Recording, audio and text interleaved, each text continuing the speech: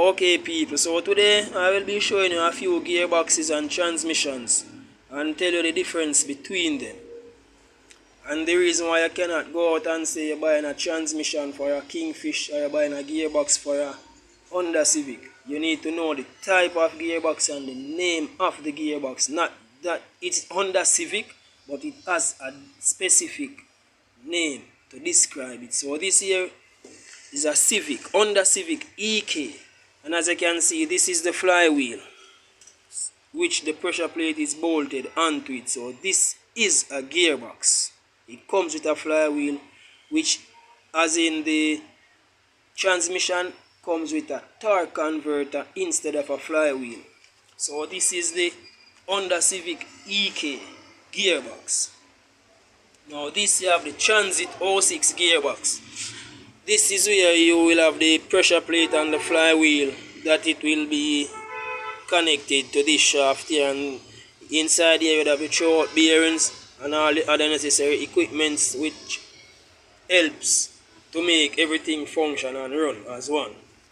This now is the 1G gearbox, also known as the Altezza or the Lexus. The same thing, but we call it different names. This is the gear shifter or the gear stick, as what we would say. Now this is the pressure plate and the flywheel, and the clutch is inside here. This is the 1G Altezza Lexus pressure plate, flywheel and clutch, all connected to the flywheel.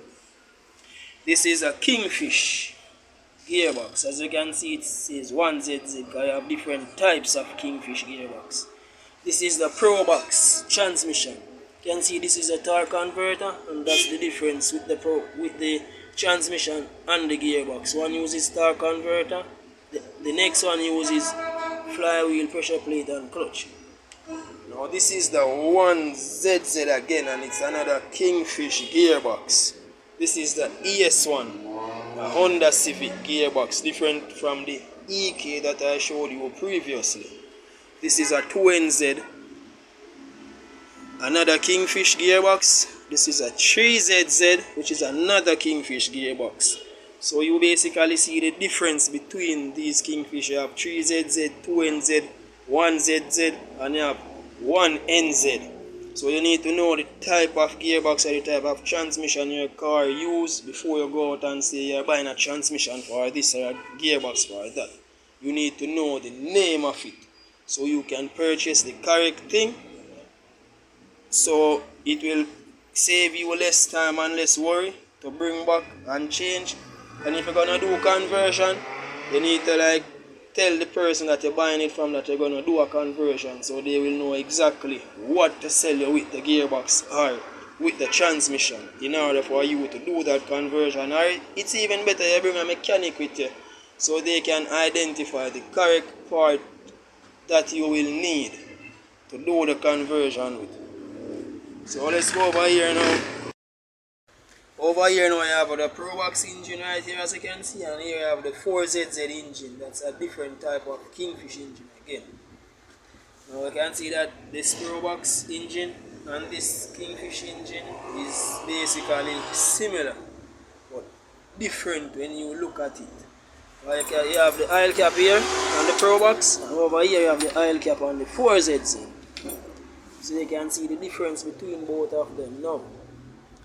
And this is a Toyota Kingfish transmission. As you can see that I stated previously in the earlier parts of the video that the torque converter comes in the transmission, while the flywheel, clutch and pressure plate comes in the gearbox. So that's it for today, people.